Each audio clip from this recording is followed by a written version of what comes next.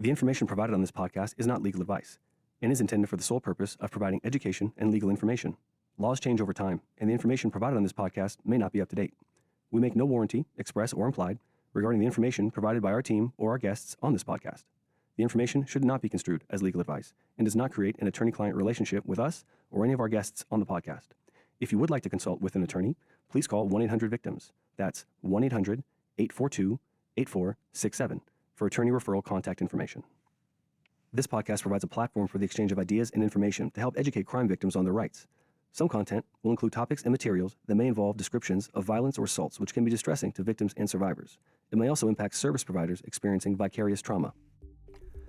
Podcasting from the Victims of Crime Resource Center, this is Knowledge is Power, Victim to Survivor, a podcast series where we help crime victims understand their rights so they can go from victims to survivors. On this episode, we'll be discussing the Victims of Crime Resource Center and Marsy's Law. Welcome, everyone. It's me once again, your humble host, Nima Malavi, with the Victims of Crime Resource Center. And today it's my pleasure to welcome in Mariam El-Menshawi into the podcast. Mariam is the director of the Victims of Crime Resource Center. Mariam, thank you so much for taking some time and coming on the show today. Well, thank you, Nima. It's an honor and a pleasure to be here. Let's move into our conversation here. I'd like to get started by asking you about the VCRC, the Victims of Crime Resource Center. Sure. So the Victims of Crime Resource Center is a statewide information and referral hotline for crime victims and service providers where folks can call to get information about victims' rights in the criminal justice system and get a tailored list of referrals depending on their county and their need. Okay, why was the VCRC established? So the Victims of Crime Resource Center was actually established back in 1984, and we are mandated by penal code. We were established at the height of the victims' rights movement because legislatures felt like victims needed a place to go to get information about their legal rights, to get information about victim services, and to get information about other remedies that they have in the law. So that's why we were established, to be kind of a one-stop shop for crime victims for information about their rights and where they stand in the criminal justice process. And what services are offered now? So we provide a host of services. We provide information and tailored resources through the hotline and website chat function. We provide materials, informational publications for crime victims. We provide technical assistance for service providers on victims' rights related issues. We go out and present to the community, to community groups, to service providers. And we also provide trainings on certain issues. Provide trainings as well. Now, who qualifies for these services, or what are the criteria for being able to be eligible? So there are actually no qualifying criteria. You just have to be a victim of a crime if you want to get information specific about your rights. But family members, friends can call to get this information. We are anonymous and confidential, so we don't collect any confidential or contact information. We collect what we need for our reporting purposes, but that's about the extent of it. So anybody can call. We will let the caller give us as much or as little information as they feel comfortable. So for example, some callers will call wanting the number to victim compensation, so we'll provide that. Other callers will say, I got your number off of this resource list, what do you do? And once we start talking about what kind of services we provide, we can help tailor the information that we're providing to them depending on where they are in the criminal justice system, as well as which county they're in and what services they are currently looking for. And how do crime victims go about finding out about or learning more about the Victims of Crime Resource Center? So nobody asks to be a crime victim, Nima. You know, folks are victimized and then they're propelled into this process and have very little guidance. So a lot of times crime victims find out about us through the Marsy's Law card, which is the victim's card that has the victim's rights listed. We are listed on the back of that card, and that card is put out by the California Attorney General's office. So a lot of times victims will get that resource card, go down the line, calling organization after organization, trying to figure out, what kind of services each entity provides. Another way folks find out about us is through referrals. We are listed on many other nonprofit organizations' websites, 211, and just an organic Google search for victims' rights, California, we will come up. So that's how folks usually find out about us. So if there's someone in the audience that perhaps has some questions or would like to get into contact with the Victims of Crime Resource Center, how would you recommend they reach out? Via telephone? Sure. Yeah, it depends on what medium they feel most comfortable with. A lot of people don't want to pick up the phone and call anymore. They want to send a text message. So our hotline is actually SMS enabled. So if they feel comfortable texting our hotline, they can text our hotline, which is 1-800-VICTIMS or 1-800-842-8467. They can also call us. They can call our 1-800-VICTIMS hotline during our hours. Our hours are from 8 a.m. to 5 p.m. Monday through Friday. And the nice thing about calling our hotline is that we're able to provide services in all languages spoken. So we use an interpretation line in addition to our multilingual staff. People can find out information also by visiting our website. If they're looking for the information, during the evening time or on the weekends, we have a lot of really, really good information on our website. Not only about victims' rights, but about specific resources in each county. Our resource directory is available on our website. Folks can also communicate with us through email. We have 2 email addresses that are listed on our website. People can contact us that way. We have a chat function on our website, so in addition to the SMS-enabled hotline, they can send us a chat message through our website. And finally, people can get information through our mobile app. We have a mobile app at the VCRC, and that can be found by going to the App Store and just searching VCRC.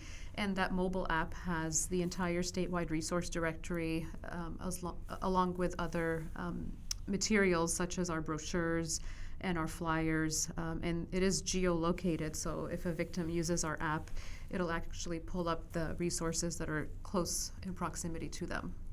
Wow, it's quite a lot of ways of being able to reach out into the community. So now you talked briefly a while ago about services. Now, can you be a little more specific? What kind of services are offered? Sure. So our main goal is to ensure that victims are aware of their rights as they're going through the criminal justice system and are accessing critical services that will help them recover from the crime. So we provide that information over either our hotline or chat function, SMS, or email. And each caller or each client is different. Each one of the victims that calls us or communicates with us has different needs, is in a different stage of the criminal justice process. So we really take time to triage each caller, figure out where they are in the criminal justice system, figure out exactly what they are looking for, not what we think they need, and then help provide them with that information. We provide information about safety planning, we provide information about victim compensation, about how to participate in the criminal justice system. Like I said, it varies depending on what their needs are, but our goal is just to make sure that they're connected with resources and that they're empowered with information about their rights as they're going through this journey.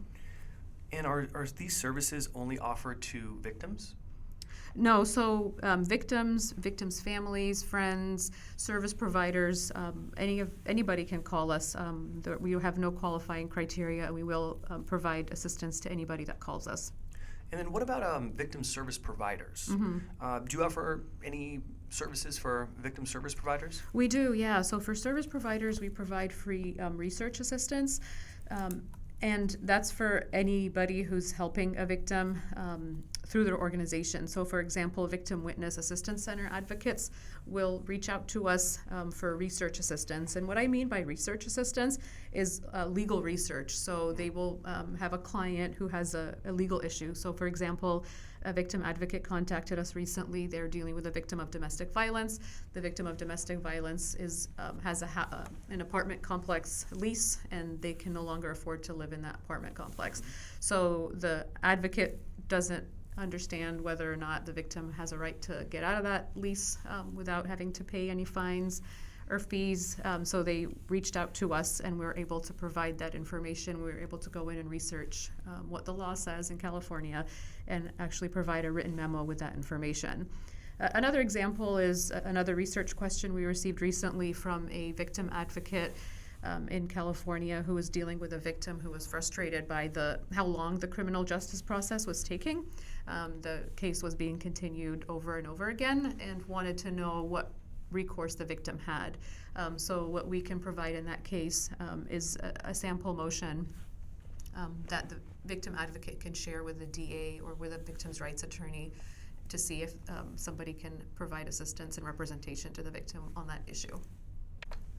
Okay, Mariam. And besides acting as a sort of research assistant role, are there any other kinds of assistance that the Victims of Crime Resource Center can provide for service providers? So yes, Nima, we provide other services to victim service providers. Other than the research assistance, we can help provide them with educational materials. On our website, we have a host of educational information, including brochures and guides on issues like restitution, a guide to the criminal justice system, victim services, Marcy's Law. These publications are available electronically and also in print, and service providers can easily reference a lot of information using these publications, but they can also share this information with their clients, and a lot of service providers will do that as an easy way to relay information to the victims that they're working with about victims' rights directly to the victim. Our publications are available electronically in the top 10 languages spoken in California, and we can also print them upon request. We have them available in print in English and Spanish and in Braille, but if they want them in any of the other languages, just give us a call and we'll be happy to print them in those languages. Additionally, we also are able to provide in-person trainings to service providers. So if somebody is interested in requesting a training for their staff on Marcy's Law or victim services or any related topic, they can give us a call or go to our website and make a request for the training. And the trainings usually range between 30 minutes to 2 hours, depending on the needs of the organization. And Mariam, are service providers the only groups of people that can have access to the trainings?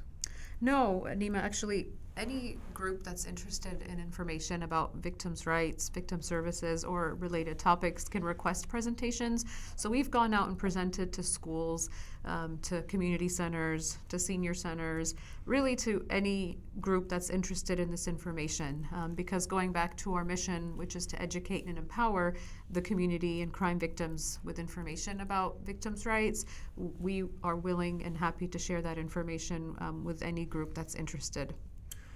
Are there any other ways that the Victims of Crime Resource Center provides educational material and education to the community? Yeah, we try to engage the community also through tabling events. So we will go out to a variety of fairs and Victims' Rights Week, we'll go out and table to share information directly with the community about our organization, what we do, how they can contact us. They can take a look at our publications right there at the table, meet some of the staff members, ask questions, and a lot of times they will have a lot of questions for us. At least figure out who we are and what we do, and take our card and share it with their friends and family who may be a victim of a crime. I see. And Mariam, how can our audience get more information about the upcoming events at the Victims of Crime Resource Center? So they can actually access that information directly from our website. If they go to our website, 1-800-victims.org, they can click on the events tab at the top of the website, and we have a form there where they can request information about future events. They can also follow us on social media. We have Facebook, Twitter, Instagram pages where they can access information about upcoming events and upcoming trainings. One of the trainings that we're currently promoting on those platforms is our identity theft and cybercrime training, which will be launched in February of 2020. And that training will be held in 4 different locations across California throughout the year. And it'll be an opportunity for service providers to get critical information about cybercrime and identity theft, as those are 2 very rapidly growing crimes across the U.S. And specifically here in California. What we have found at the Victims of Crime Resource Center is that a lot of times victims have these crimes as a secondary crime, so they're a victim of, sexual assault, but they're also facing cyber stalking by the perpetrator or somebody else, or they're a victim of assault and they also have an identity theft issue. So we are trying to provide a platform for service providers to get information on what these crimes are and how they can go about helping these victims, at least where to refer them to, and what steps they can take to quickly address that situation. So we'll be partnering with a few national organizations on those trainings, but they can get information about similar upcoming trainings directly from our website or our social media pages. And can you please remind the audience what the contact information is, again, for the Victims of Crime Resource Center? Sure. So our contact information, our hotline number is 1-800-842-8467. Once again, that's 1-800-842-8467. And like I said, we are able to assist in any language through the hotline. Our hotline is SMS enabled, so you can text message our hotline, 1-800-842-8467. Just send a text message.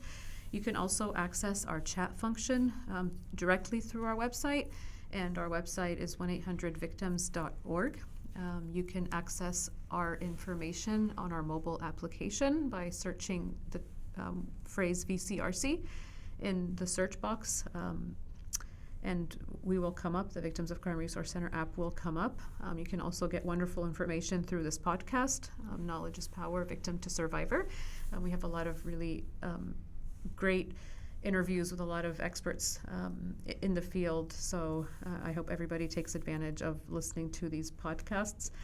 And if people want to make requests for our publications, our materials, if they want to make requests for presentations, they can go directly on our website, 1-800-victims.org, and kind of scroll down in the middle of the page. There will be tiles, and one of them is labeled forms, and if you click on that, we'll have all our request forms on there.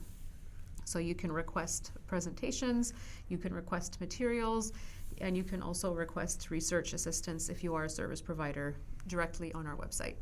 Wonderful. Thank you so much, Mariam. Okay, and I did want to talk about the research request, because I understand that sometimes there are time-sensitive issues, and if that's the case, actually on the form, you can indicate that this is a time-sensitive question so that we can make sure and address it in a timely fashion. That's all the time we have for today's episode. Please join us on our next episode for part 2 of the discussion. Thanks for listening.